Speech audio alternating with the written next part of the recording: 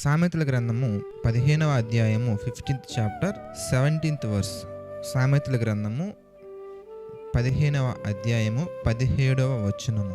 పగవాని ఇంట క్రొవ్విన ఎద్దు మాంసము తినుట కంటే ప్రేమగల చోట ఆకుకూరల భోజనము తినుట మేలు. ప్రియులారా, దేవుడు ఇక్కడ అనేకమైన విషయాలను ఈ సందర్భం ద్వారా మనకు తెలియచేయాలని ఆశ కలిగి ఉన్నారు. మనం జాగ్రత్తగా ఆలోచించినట్లయితే, జాగ్రత్తగా ధ్యానించినట్లయితే పగవాని ఇంట అంటున్నారు. ఇంతకీ పగవాడు ఎవరు?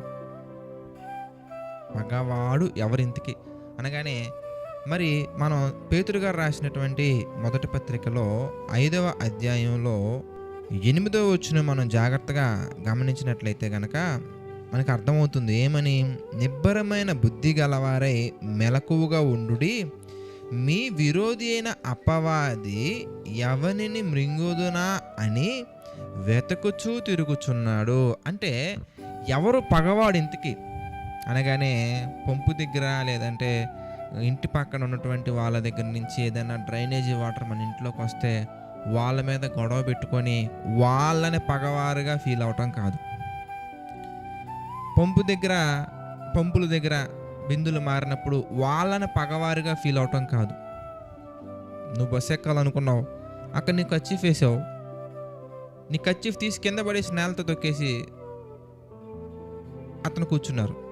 అతను నీకు పగవాడు కాదు. ఎందుకంటే మీ ఇంటి పక్కన ఉన్నటువంటి వ్యక్తిని అవ్వచ్చు, పంపు దగ్గర ఉన్నటువంటి వ్యక్తిని అవ్వచ్చు, బస్సులో ఉన్న వ్యక్తిని అవ్వచ్చు, వీరందరినీ కూడా గొడవకి రేపింది ఎవరో తెలుసా? అదిగో మీ విరోధి, మన విరోధి అయినటువంటి అపవాది. వీరందరూ కూడా వాడి చేత ప్రేరేపించబడుతున్నటువంటి వారే తప్ప, వాడి యొక్క ఉచ్చులలో చిక్కుకొని కోపానికి గురై నీ మీదకి గొడవకి వచ్చిన వారే తప్ప వారు మన శత్రువులు కారు. మన శత్రువులు ఎవరు ఇంటికి అనగానే ఆకాశ మండలమందున దురాత్మల సమూహములో.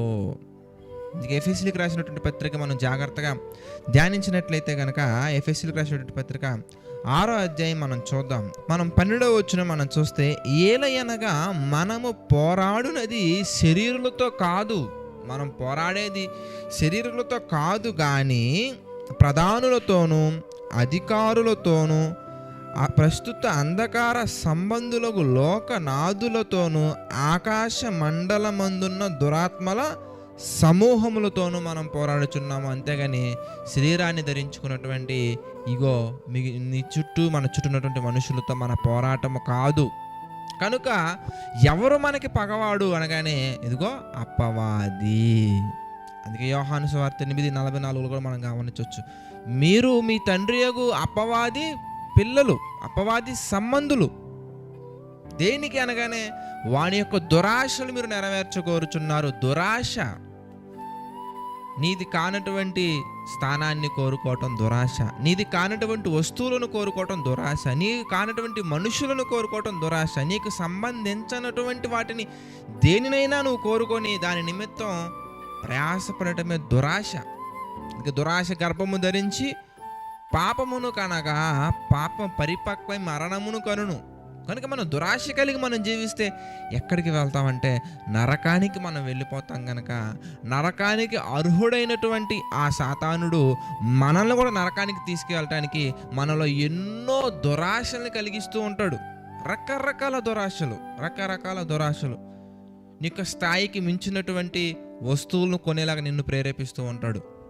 నీ యొక్క స్థాయికి మించినటువంటి ధనాన్ని సంపాదించడం కొరకు నిన్ను ప్రేరేపిస్తూ ఉంటాడు. నీకు సంబంధించినటువంటివన్నీ కూడా నీకే కావాలి. ఇగో వాడికి ఉంది, నీకెందుకు లేదు, ఆమెకు ఉంది, నీకెందుకు లేదు, ఆఖరికి వీడికి కూడా ఉంది, నీకెందుకు లేదని మనలో అనేకమైనటువంటి ఆశల రూపంలో దురాశలను రేకెత్తిస్తూ ఉంటాడు. అందుకే ఎంత ఉన్నతంగా కనిపించినా, ఎంత గొప్పగా కనిపించినా, ఎంత రిచ్గా కనిపించినా అపవాదికి సంబంధించినటువంటి వాడి ఇంట్లో అనగా అపవాదిని ఆరాధిస్తూ, అనగా అపవాదికి సంబంధించిన వాటిని ఆరాధిస్తూ అపవాది యొక్క ఉద్దేశాల లక్ష్యంగా బ్రతికేవారు మన చుట్టుపక్కల కొంతమంది మనకు కనబడుతూ ఉంటారు అప్పుడప్పుడు. అలాంటి వారయ్యా అంటే ఎదుటి వారిని క్షమించాలి అనే మనస్తత్వం వారికి ఉండదు. నిన్ను వల్ల నీ పొరుగు వారిని ప్రేమించాలనే మనస్తత్వం వారికి ఉండదు. ఏది ఏమైనా కానీ నేను అనుకున్నది నెగ్గాలి, ఏది ఏమనుకున్నా కానీ నేను అనుకున్నది జరగాలి అనే ఒక పంతంతో ఉంటారండి కొంతమంది. అలాంటి వారి ఇంట్లో నువ్వు గొప్పగా బ్రతకటం కంటే, గొప్పగా ఆతిథ్యం స్వీకరించటం కంటే, ప్రేమ గల చోట, ప్రేమ అనగా ఎవరు?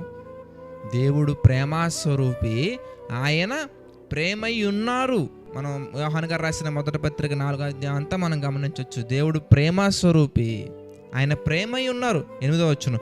కనుక my dear brothers and sisters, మనం జాగ్రత్తగా ధ్యానించినట్లయితే దేవుడు ఉన్న చోట మనం తక్కువ స్థితిలో ఉన్నట్టుగా కనిపించితే కానీ అక్కడ ఉండటమే మేలు మనకి. ఎందుకంటే ఇక్కడ తగ్గించే మనస్తత్వం మనం ఉండొచ్చేమో కానీ నిత్య జీవాన్ని మనం పొందుకుంటాము. ఈ దేహముతో ప్రభువుని స్తుతిస్తూ, ఈ దేహంతో దేవుణ్ణి ఆరాధిస్తూ, ఆత్మతోను సత్యముతో ఆయన ఆరాధిస్తూ, ప్రతి క్షణం కూడా ప్రభువుకు కృతజ్ఞతాస్తుతులు చెల్లిస్తూ, ఏది ఏమైనా కూడా దేవుని చిత్తమే నెరవేరాలని ఆశ కలిగి జీవించే వారింటికి వెళ్తే, వాళ్ళ ఇంట్లో తినటానికి ఏమీ లేకపోయినా కానీ, వారింట్లో కూర్చోడానికి సోఫాలు లేకపోయినా కానీ, వారింట్లో ఏసీ లేకపోయినా కానీ, వారింట్లో సెక్యూరిటీ గార్డ్స్ లేకపోయినా కానీ, వారి ఇంట్లో నీకు కావలసినటువంటి సదుపాయాలు లేకపోయినా కానీ, నీవు వారి దగ్గర ఉన్నావంటే కనుక అనేకమైనటువంటి అనుభవ జ్ఞానం నేర్చుకొని దేవుని యొక్క ఆశీర్వాదాలు పొందే విధంగా మనం ఉండొచ్చు. కనుక my dear brothers and sisters, ఈ ఉదయకాల సమయమున శ్రేష్టమైన దాన్ని ఎన్నుకుంటారని మనస్ఫూర్తిగా ఆశిస్తున్నాను. శ్రేష్టమైనవి వస్తువుల్లో కాదు, విశ్వాసంలో వెతకాలి. శ్రేష్టమైనవి పదార్థాలలో కాదు, పరిశుద్ధతలో వెతకాలి. శ్రేష్టమైనవి ఇచ్చే ఆతిథ్యంలో కాదు, దేవుని ఆశీర్వాదాలలో వెతకాలి. కనుక ప్రతి ఒక్కరూ కూడా మేలైన దాని కొరకు మనం వెతికి, సమాధానమును వెతికి వెంటాడి మనం దాన్ని వెనక వెళ్ళాలని మనస్ఫూర్తిగా కోరుకుంటూ ప్రార్థన చేసుకుందాం. ప్రార్థన. సకల ఆశీర్వాదములకు కారణభూతుడైన మా తండ్రి, పరిశుద్ధ మహోన్నత, అనేకమైన విషయాలు మాకు తెలియజేస్తూ మీ చిత్త ప్రకారం నడిపిస్తున్నందుకు కృతజ్ఞతాస్తుతులు చెల్లించుకుంటున్నాము తండ్రి. మమ్మల్ని దీవించారు, ఆశీర్వదించారు తండ్రి. అందుని బట్టి మీకే మహిమ, ఘనత, ప్రభావాలు చెల్లించుకుంటున్నాము తండ్రి. ప్రభా, మీకు మహిమకరంగా తండ్రి మేమందరం బ్రతకటానికి ఈ యొక్క మార్నింగ్ ప్రేయర్స్ ద్వారా తండ్రి మాకు అనేకమైన విషయాలు తెలియజేస్తున్నందుకు కృతజ్ఞతాస్తుతులు చెల్లించుకుంటున్నాను తండ్రి. తండ్రి మీకే మహిమ, ఘనత, ప్రభావాలు చెల్లించుకుంటున్నాం తండ్రి. తండ్రి ఆర్థిక, ఆరోగ్య, మానసిక సమస్యల్లో కృంగిపోతున్న ప్రతి ఒక్కరిని మీరు జ్ఞాపకం చేసుకోండి. ప్రతి ఒక్కరికి మీ కృప తోడుగా ఉంచి నడిపించండి, సహాయం చేయండి తండ్రి. ప్రతి ఒక్కరి పట్ల తండ్రి మీ ప్రేమ చూపించి నడిపించండి తండ్రి.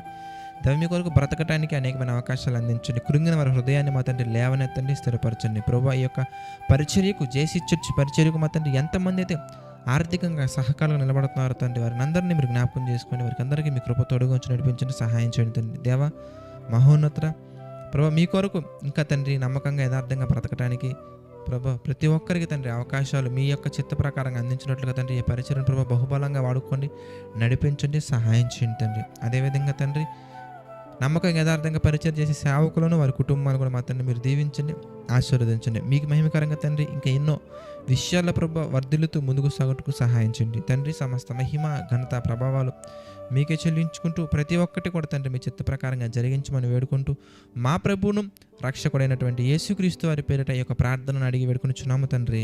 ఆమెన్. అందరికీ మన ప్రభువును రక్షకుడైన యేసుక్రీస్తు వారి పేరిట ప్రత్యేకమైన వందనాలు. God bless you all.